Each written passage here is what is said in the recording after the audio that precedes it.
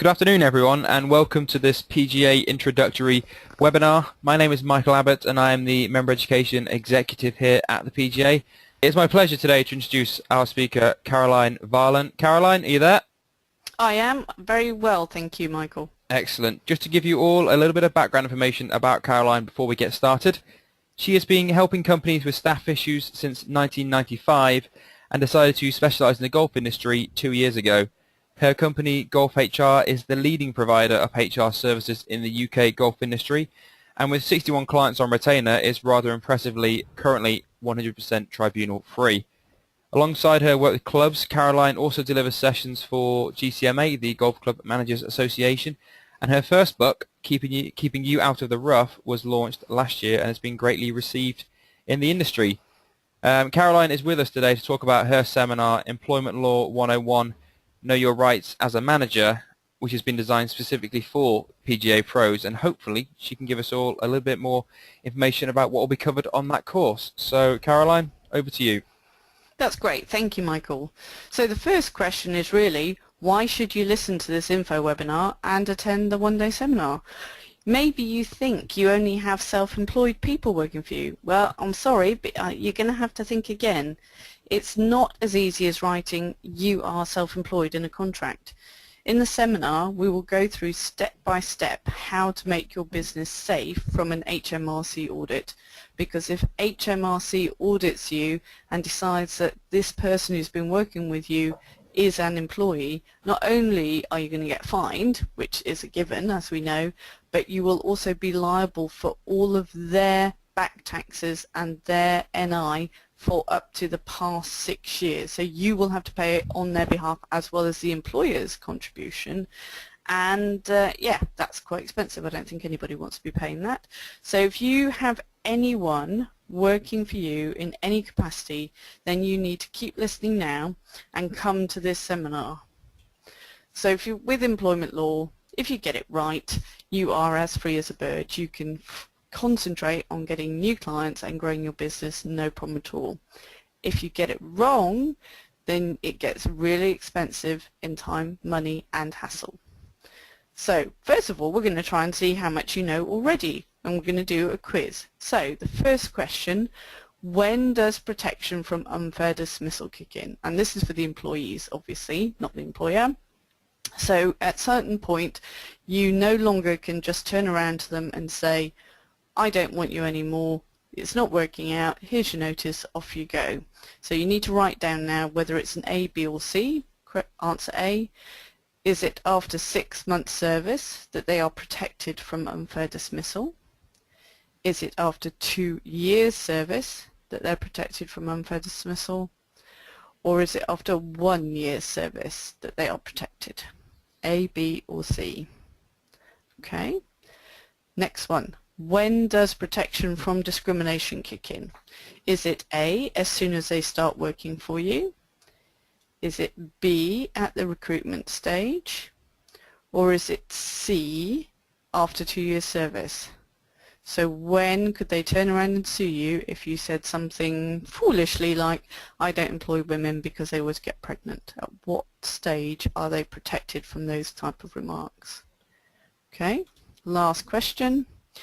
How much statutory notice do you have to give after 6 years completed service? So they've been working for you for 6 years. What is the minimum amount of notice you would have to give them? Is it A, 1 month, B, 6 weeks, or C, 1 week? Okay, A, B or C. So you should now have 3 answers and see if you've got mostly A's, mostly B's or mostly C's. Okay, so if you've got mostly A's, then you're part of the way there.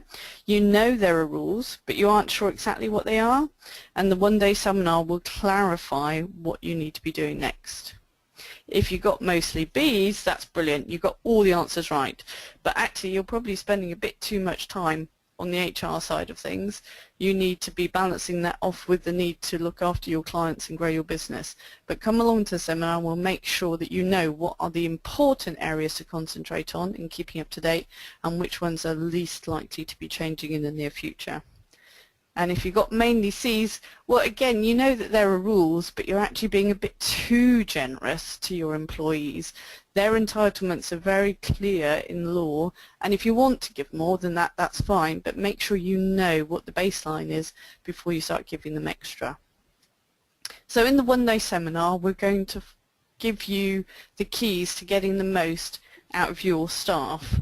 You need to be able to balance all the different hats that you need to be wearing at different times to get the most out of your staff, to make sure that they feel valued and appreciated, and that you obviously get them performing at the level you need them to perform.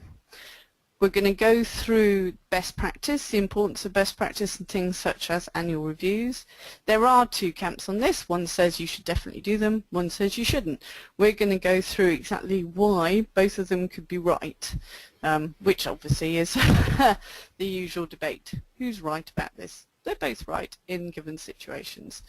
You're also going to go through the entitlements for sickness leave and for holiday leave, but also the extra one of being sick whilst on holiday. How do you handle that if they come back after 2 weeks and say, well, actually I was ill for 2 weeks, for 1 week and 6 days, and therefore I want to take my holiday again? How do you deal with that?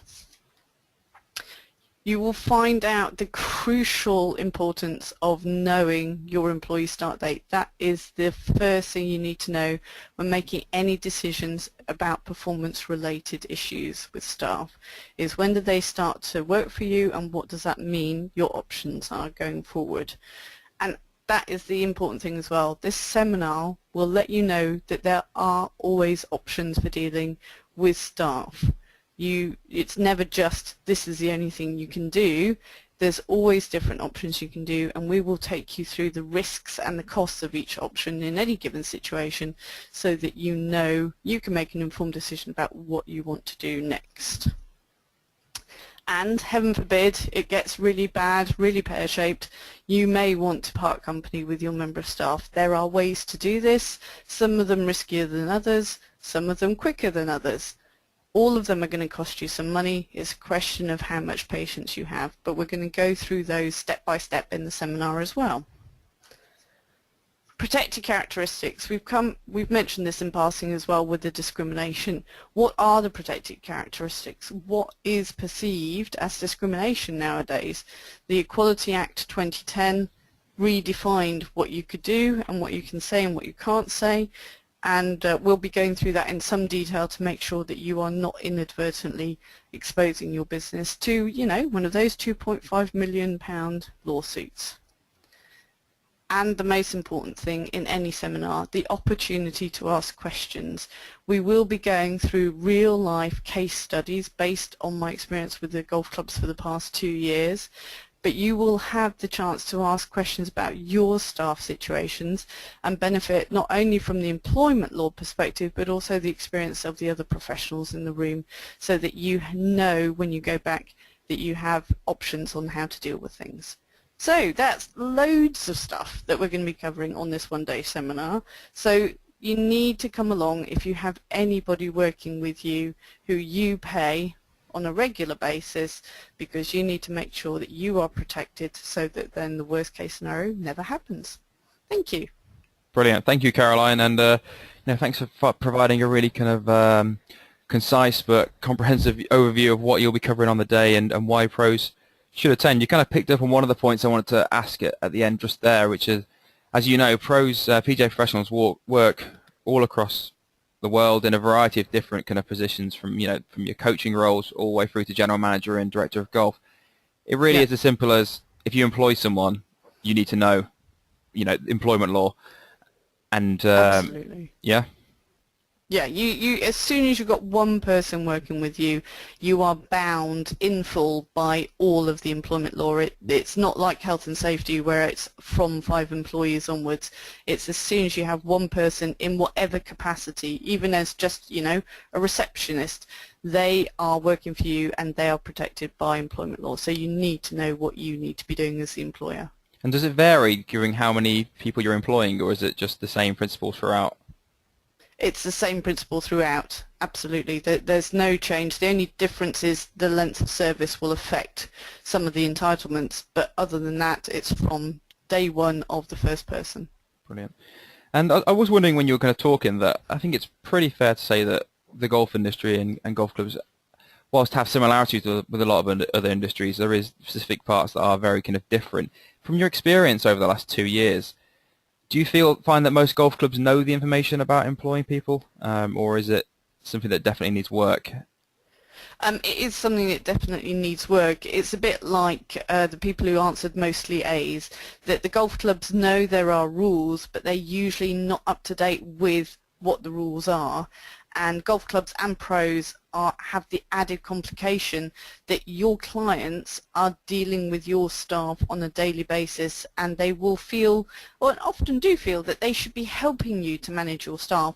And if they say something, for example in the area of discrimination, to that member of staff, you, the employer, are liable, even though it was a third party who said it. So there's all these nuances that you need to be aware of to make sure that you're going to put things in place to protect yourself.